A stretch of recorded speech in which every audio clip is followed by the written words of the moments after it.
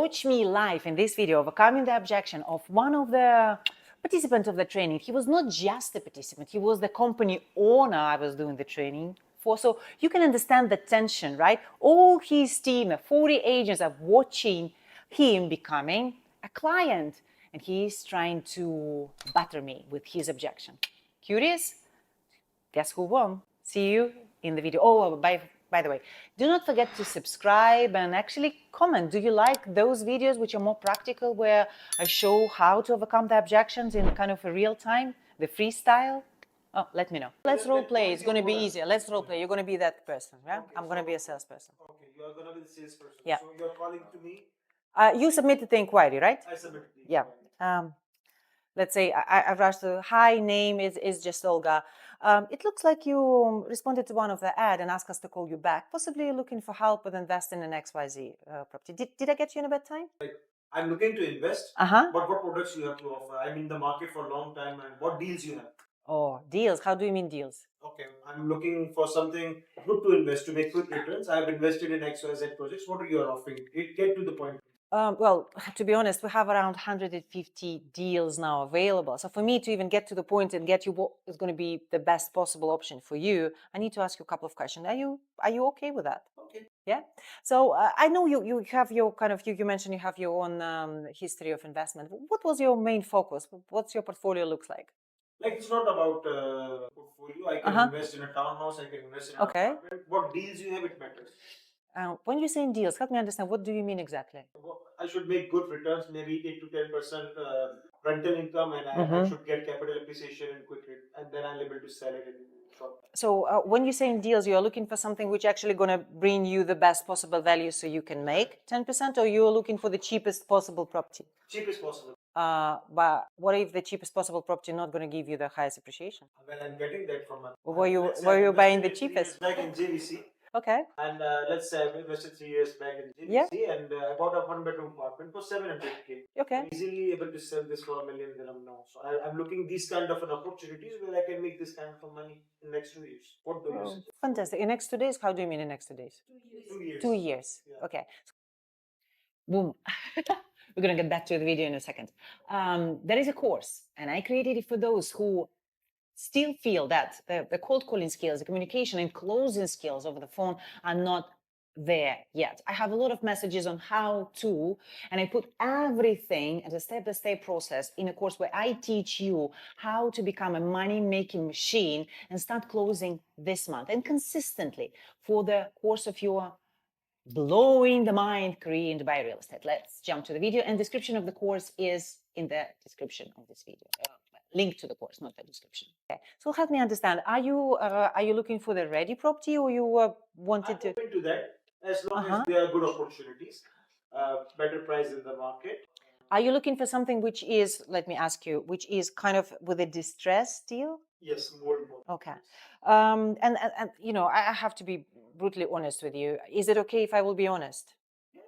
Yeah, because I know there are a lot of agents going to be probably approaching you, sending you whatever Excel files saying this is the best off-market deal, which is below the market. Is it something that's happening potentially? Yes, no. Okay, so just want to give you a different perspective, right? If there is a real property which is distress, not that the agent is saying it's distress, but the real property which is 15-20% below the market price. Would that be fair to say that the person who is selling this property is actually in a desperate situation, right? It could be he's in a desperate situation, or he is in a situation that he doesn't want to continue with the property. But why would he not to continue? He needs the money. He needs to cash out, right? But why would you? Or he has better investment options. It's up to you. If I will ask you to sell your current property 15 or 20% below the market, would you do it? No, I would not. Yeah. So if someone is ready to do it, why? Because he's desperate.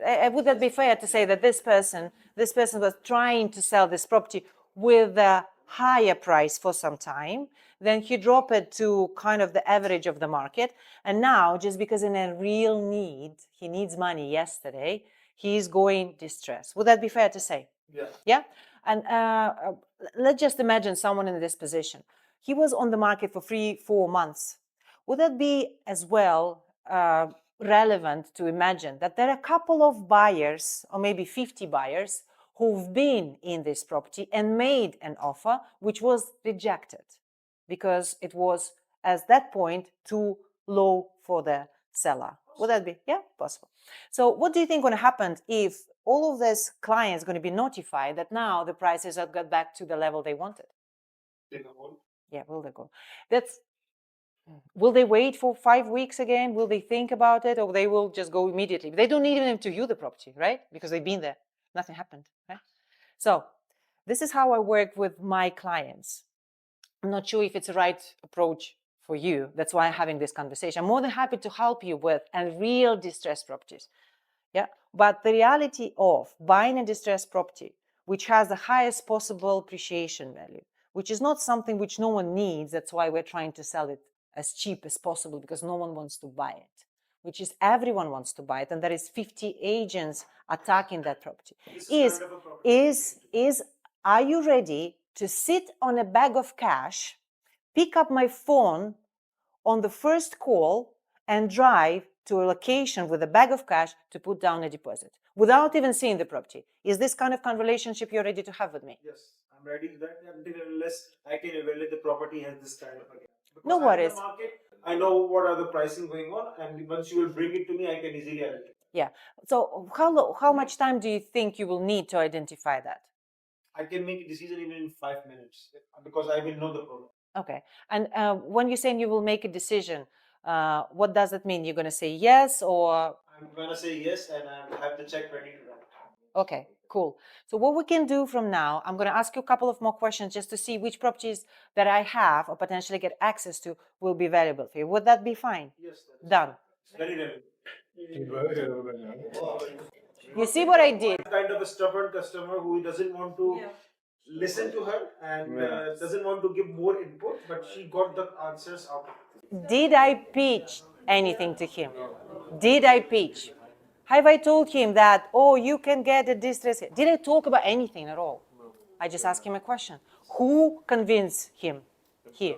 Guys, now that he got the thing which is very rare, he got the direct approach. And I was basically talking against my own favor, meaning and saying something that you're going to say, oh, you are a bad agent, other agent are. Well, I'm not afraid of it. Because if you're going to tell me that, oh, you're very rude, why are you asking me? It's like, look, there's hundreds of agents who are going to tell you exactly what you want to hear. I'm the agent, I work differently. I work on the results. Sometimes I will give you the information which might not be the ears pleasing. But what do you want to have? Do you want to have someone who is telling you what you want to hear? Or do you want someone who is telling you the truth? What are you going to say? Truth. Guys, that was really, thank you. Half of the clients, even 70% of the clients, they're going to drop into say, oh no, I really need to see the property. Oh no, I don't have a bag of cash. Oh, I need to get a mortgage. Oh, I need to do this. Because I want to kill this idea that they can do the distress. They cannot. And I was like, look, if you are not sitting on the bag of cash, I can provide you what you want, but you're not going to be able to take it. And you're going to be upset then with me that the property was taken by other person, but you're not in a position to do that. I'm so sorry, that's true, right? You see how we can kill it? Don't be afraid of anything, just common sense, right? But it's true, guys, isn't it?